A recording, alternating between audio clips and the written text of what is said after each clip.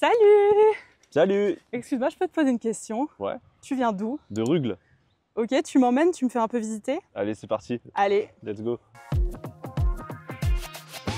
Alors moi c'est Fred, ou Fag, ça c'est mon nom d'artiste. Je fais de la musique aujourd'hui mais j'ai eu plusieurs vies. J'ai été pilote professionnel de moto jusqu'à mon accident qui m'a laissé paraplégique. Et on est où là? Là on est à Rugles, on est devant mon école primaire où j'ai été du CE2 au CM2. C'est loin déjà, mais ça n'a pas changé beaucoup. Je vivais dans un petit village juste à côté de Rugles, mais j'ai fait toute ma scolarité ici. J'ai ma grand-mère qui habite juste au-dessus où j'allais très souvent aussi. Donc j'ai passé toute mon enfance ici, j'y vis encore aujourd'hui, donc c'est vraiment chez moi. Et elle ressemblait à quoi ton enfance justement? Mon enfance vraiment classique, hein, j'avais mes potes, on jouait au foot, on jouait aux billes, voilà, à l'époque c'était ça. Et à côté je faisais du coup déjà de la moto, donc j'avais un peu une double vie avec ça et je bougeais, je commençais déjà à pas mal bouger. T'as commencé à quel âge? J'ai commencé à 3 ans. Ok. Ouais. Et c'est arrivé comment? Comment à 3 ans tu te dis je veux faire de la moto? Je me souviens pas vraiment, j'ai harcelé en fait mes parents, j'avais un petit vélo et je faisais du vélo tout le temps dans la cour, dans la rue à côté de chez moi. Et dès que j'ai eu 3 ans, mes parents m'ont offert une toute petite Piwi et j'ai commencé à en faire tous les jours dans la cour. C'est l'avantage d'habiter à la campagne où on a de l'espace. Est-ce que quand tu étais petit, tu avais un métier de rêve? Tu te disais je veux faire ça plus tard. J'ai toujours voulu être pilote professionnel de moto. Je n'ai voulu que ça. Qu'est-ce qui te plaît dans la moto? Ce qui me plaît dans la moto, c'est toujours, parce que j'en fais toujours un petit peu, même si c'est plus du tout mon actualité, c'est le sentiment de liberté avec la vitesse, l'adrénaline. C'est ce qui m'a marqué, c'est ce que je me souviens le plus de toute mon enfance. C'était vraiment de prendre ma moto et de partir et d'avoir cette sensation de vitesse et de liberté, quoi. Tu disais que tu faisais aussi d'autres sports à côté, tu faisais quoi? Alors je faisais du foot avec mes potes de l'école. Et après j'ai fait un peu de vélo de route, qu'est-ce que j'ai fait? Je fais du roller, du skate, un peu tout ce qui est sport extrême quand même.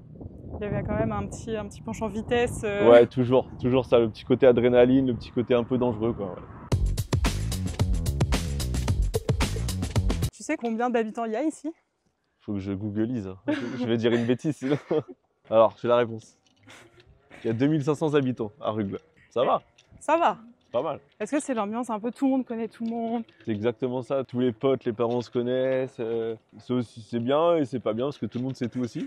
Donc, mais c'est totalement ça. C'est vraiment l'esprit village, quoi, hein. Et est-ce que tu as des potes de l'école ou du collège qui vivent encore ici aussi? Ouais, j'ai gardé vraiment mon groupe de potes du primaire, hein. Mon meilleur pote du CE2 il est toujours ici. On a tout notre groupe de potes du collège aussi, on est ensemble. On a beaucoup bougé tous, mais on est tous revenus là. On est tous là, on se voit toujours. Trop bien. Ça fait 20 ans que j'ai pas pris cette route. Ça fait bizarre. Ouais, ça me rappelle toutes mes années collège. Je descendais du collège pour aller chez ma grand-mère qui habite juste en face. Donc ça, c'est le collège de Rugles, ouais. Et c'est là que j'ai fait toute ma scolarité jusqu'à ma 3e. Mes souvenirs du collège, c'est dans la continuité de ce que j'avais avant, parce que c'était les mêmes personnes, les mêmes potes. Mais sinon, globalement pareil, j'étais quelqu'un d'assez réservé, pas trop de bêtises. Jamais des trop mauvaises notes, jamais des très bonnes notes. Non, ce qui était cool, je me souviens bien, c'est que le midi, on avait club roller, donc on faisait du roller tous les midis.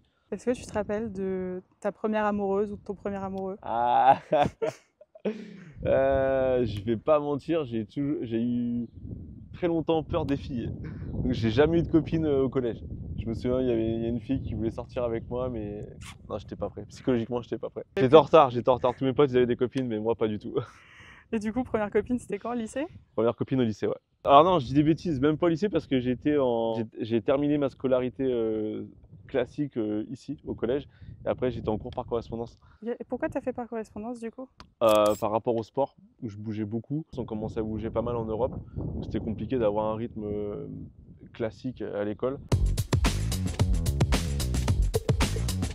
Alors là, on est au stade de foot. Et là où, quand on était gamin, on jouait tous. Alors j'ai jamais été un très grand joueur de foot, mais j'ai quelques souvenirs. Ouais, on venait quand même de l'entraînement, je crois que c'était tous les mardis soirs. Et je me souviens que on commençait toujours comme tout le monde par des tours de terrain.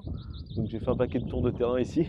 Mais voilà, ça date, hein. Ça a pas beaucoup changé. Ça me fait drôle de revenir, je reviens très peu souvent. Pour revenir un petit peu sur la moto, Ouais. tu faisais des compétitions et tout, donc tu en faisais à un niveau pro.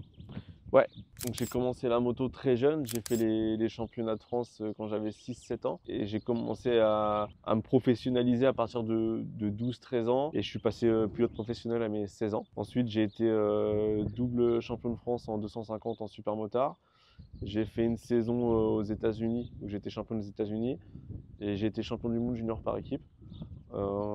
Ensuite, je suis monté dans la grosse cylindrée en 450 où j'ai fait une première année en championnat d'Europe où j'ai gagné des grands prix. Et malheureusement, à mes 20 ans, sur une épreuve de supercross, donc en salle, aux Pays-Bas, j'ai eu un accident. Il y a un pilote qui s'est loupé derrière moi, qui m'a cassé 4 vertèbres, dont une qui est venue comprimer ma moelle épinière et qui m'a laissé paraplégique. Quand on t'annonce du coup que tu es paraplégique, c'est à quoi tu penses immédiatement? C'est quoi les premières choses que tu te dis? On me l'annonce pas, je le sais. Je le sais en un dixième de seconde. On sait, on accepte que c'est un sport à risque. Je pense toujours que ça n'arrive qu'aux autres. Et j'ai pris plein de grosses chutes où j'aurais pu me faire très mal, où c'était de ma faute et je me suis relevé avec quasiment rien. Et là, encore une fois, on m'a ratterri sur le dos, donc j'ai pas de souvenir, j'ai pas de, comment dire, j'ai pas de scène d'horreur ni rien. En fait, j'ai juste un gros craquement. Comme je connaissais déjà pas mal de personnes en situation de handicap dû à la moto, ou même pas que dans la moto, mais j'en connaissais, je savais très bien ce que j'avais et je le savais, je l'ai tout de suite su. Et j'ai vraiment fait le deuil déjà de me dire, j'ai 20 ans, ma vie elle est foutue, quoi. Qu'est-ce que je vais faire? Qu'est-ce que je vais, parce que moi je vis par passion et c'était toute ma vie. Tout était flou, en fait. Je pensais pas vraiment qu'à la moto, je pensais plutôt au global, quoi. Au final, maintenant, tu disais que tu en fais encore un peu de moto quand même? Ouais, j'ai refait l'année dernière, en fait, j'ai été appelé par Futuraltech. C'est un projet qu'on a développé avec la Fédération française où on va aider à faire pratiquer le sport moto aux personnes en situation de handicap. Alors ça existe déjà en moto de route, donc sur piste, mais ça n'existait pas en tout terrain ni en supermotard, les disciplines où j'évoluais. Et avec un ami à moi qui est en fauteuil également, on a développé ce projet-là, on a tourné des vidéos et là c'est en train de grossir petit à petit. On a pas mal de monde qui viennent essayer ça et du coup j'accompagne un peu dans ce projet-là. C'est vraiment dans l'optique de pur plaisir et de retransmission. Il y a pas de projet derrière de faire de la compétition, pas du tout, c'est derrière moi et complètement, quoi. Et du coup, tu t'es mis à la musique aussi. Ouais. Est-ce que tu peux nous en parler un petit peu? Comment ça arrive, tout ça? Sans le savoir, c'était déjà présent dans ma vie avant, mais ça a pris de plus en plus de place après mon accident où j'ai laissé de côté un peu le côté production. Je suis passé au texte, mais c'était personnel. J'écrivais des textes parce que j'avais du mal aussi à me confier, je pense, sur certaines choses que j'avais besoin d'exprimer. Donc j'ai fait pas mal de petits bouts de textes qui sont devenus au début c'était des freestyles, hein, le cliché du mec qui commence à rapper, mais je ne sortais rien du tout. Je sortais rien du tout, c'était pour moi. Et de fil en aiguille, je me suis pris dans le truc et j'en faisais beaucoup et je me suis dit je vais sortir un son. Et j'ai sorti un premier son en 2019, donc il y a 5 ans. Et voilà, j'ai jamais arrêté. Un EP, 2 EP, un album. J'ai continué. Je serai plus jamais comme eux, je serai plus jamais comme vous, non jamais. Mais je serai plus jamais comme eux, je serai plus jamais comme vous, non jamais. Les larmes sur mes joues matérialisent ma peine. Le vide dans mon regard voulait dire je suis si seul, je suis plus solo. C'est quoi la suite? T'as des projets en musique ou des choses que tu Ouais. veux faire? Alors moi du coup je viens de sortir un EP Free Wheels Volume 1 le 7 juin. C'est un projet qui se compose en plusieurs parties. Donc on va en sortir à peu près tous les 6-8 mois un volume différent. Mais l'objectif principal c'est vraiment aujourd'hui la scène et de faire vivre la musique à travers la scène. Je trouve ça tellement cool et j'aurais jamais pensé faire ça, moi qui étais quand même très réservé. Donc l'objectif c'est de développer le projet à travers la scène et voilà. Trop bien. Ouais. Bah merci beaucoup. Bah merci à vous. Salut! Salut!